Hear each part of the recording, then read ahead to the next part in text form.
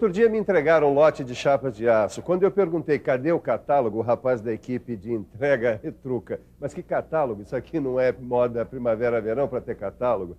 Tá claro que todo mundo caiu na risada, né? Eu fiquei com pena do rapaz, mas eu fui em cima. Ô, rapaz, você não entende nem de moda e nem de metalurgia. Volta lá para a siderúrgica e pergunta pelo catálogo. E se tiver, me manda pelo correio, tá legal? E aí foi tiro e queda. Tá vendo esse catálogo? Foi ele quem me mandou pelo correio para que nós estudássemos juntos nessa teleaula de hoje, que é justamente sobre a importância do catálogo do produto. Você vai ver como é que se faz a classificação do aço e do ferro fundido e como se pode obter qualquer informação sobre um metal usando o catálogo do produto.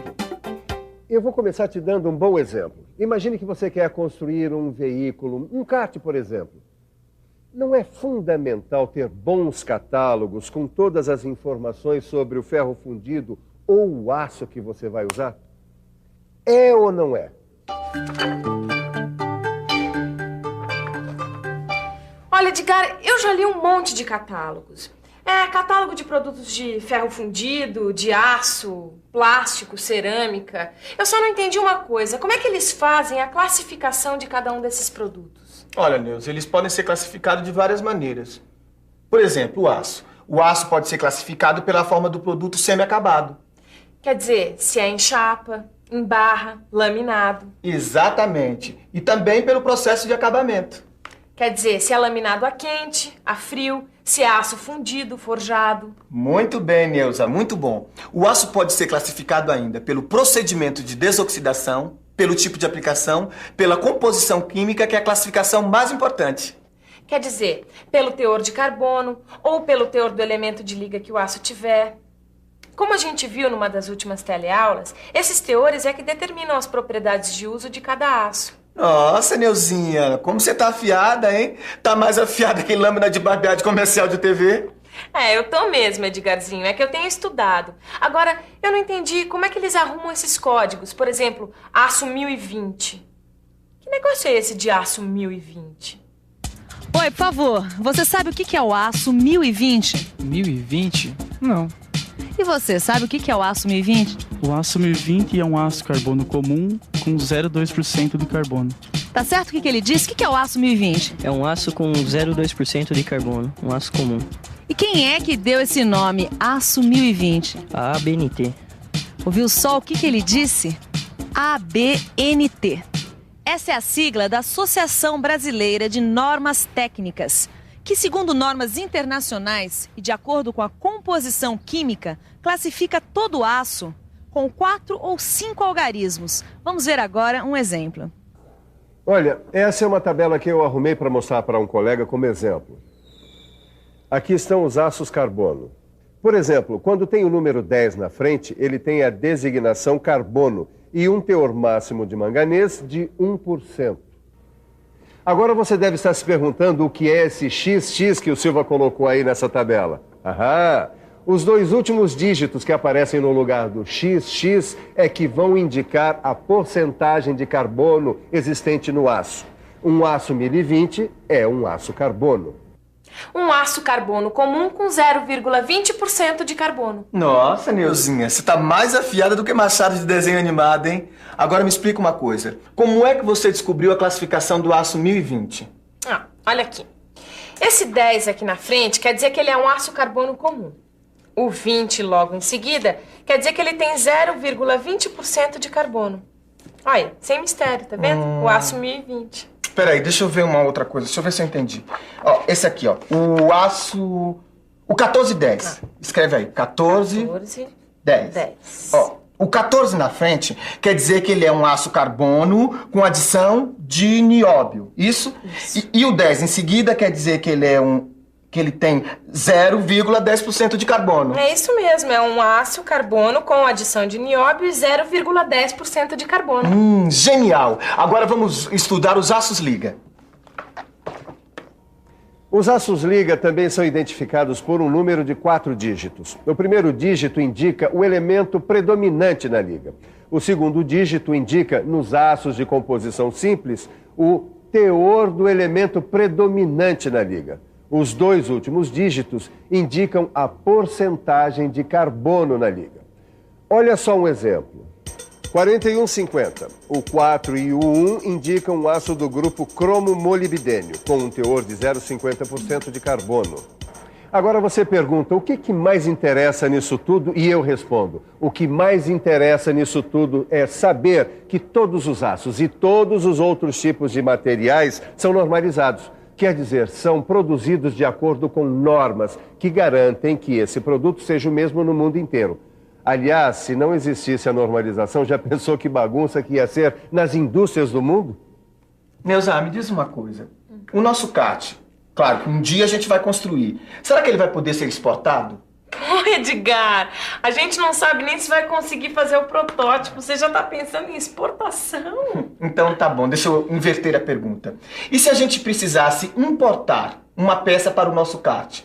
Será que ela ia ter as mesmas medidas e as mesmas características técnicas de uma peça nacional? Claro, a indústria de peças é normalizada. Por exemplo, tem indústria brasileira que exporta a mesma peça de automóvel para o mundo inteiro. Ah, então o aço 1020 é o aço 1020 em qualquer lugar do mundo? Agora você me pegou. Será que é? Nós estamos aqui no Centro Tecnológico de Metalurgia em Osasco justamente para responder essa questão. O aço como 1020 é normalizado no mundo todo? Sim, ele é normalizado no mundo todo e produzido de acordo com essas normas. E somente o aço que é produzido segundo essas normas quer dizer que é normalizado? Ou o ferro fundido também é produzido assim? O ferro fundido também é produzido de acordo com as normas, que aqui no Brasil são elaboradas pela BNT. Mas, diferentemente do aço, que é classificado de acordo com a composição química, o ferro fundido é classificado de acordo com as propriedades físicas. A norma usada para determinar o tipo de ferro fundido é feita a partir de propriedades, como a resistência à tração, alongamento e limite de escoamento.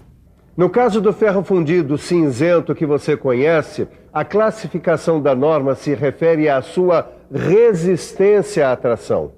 As 2 primeiras letras aqui, FC, são as iniciais de ferro cinzento. E os 3 dígitos que vêm em seguida indicam a resistência à tração em MPa. Veja o que é MPa em outras palavras. Em outras palavras, MPa é a abreviatura de megapascal. Megapascal é uma unidade de medida de força. Para você ter uma ideia, 10 MPa equivalem a 1 kg-força por milímetro quadrado. No caso do ferro fundido nodular, que você também já conhece, a norma determina 2 letras, FE, e 5 algarismos para identificar cada um deles. Veja esse exemplo. FE 50.007. Os 3 primeiros algarismos 500 se referem à resistência à tração, ou seja, 500 MPa.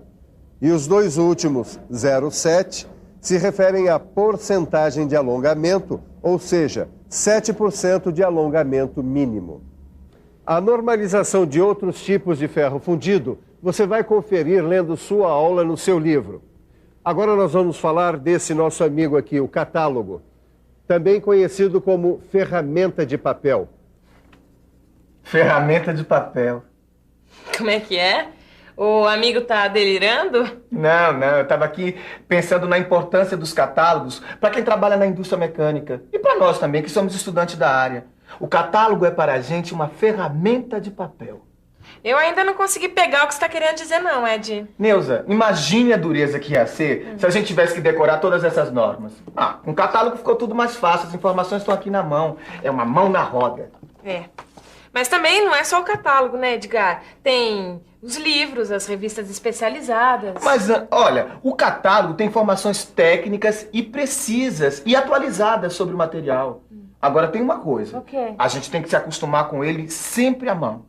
Tá certo? Certíssimo. Certo mesmo é quem tem sempre à mão um catálogo e se habitua a encontrar informações precisas sobre especificações como peso, dimensões, formatos, aplicações, composição, processo de fabricação, equivalência de normas técnicas entre os diversos países, etc, etc, etc. Um catálogo traz sempre um mundo de informações úteis para quem trabalha em mecânica, assim como eu e você. Muito bem. Agora, se liga na revisão e confere aí como a nossa teleaula de hoje valeu a pena. E atenção, se liga aí, que é hora da revisão. Na teleaula de hoje, você viu como é feita a classificação do aço e do ferro fundido, de acordo com as características de cada produto. Você viu como a especificação sobre esses produtos é normalizada, ou seja, segue uma norma técnica. E como essa norma nacional tem correspondentes em normas de outros países. E viu ainda a importância do catálogo para conhecer bem o produto e suas características. Olha, não se esqueça de uma coisa. Para saber usar bem o catálogo, é preciso conhecer os termos técnicos direitinho, tá? Portanto, pode se ligar aí nos seus livros do profissionalizante para ficar afiado como a dona Neuza. Os catálogos vão servir como uma importante fonte de informação para as nossas próximas aulas, certo? Muito bem, pessoal, nós estamos terminando o nosso estudo dos materiais ferrosos. Mas na próxima, nós já vamos começar a ver outros assuntos importantes como o impacto da fabricação até a utilização dos materiais no meio ambiente, certo? Então, ligados aí nos livros, fazendo os exercícios e na próxima a gente se vê. Um abraço.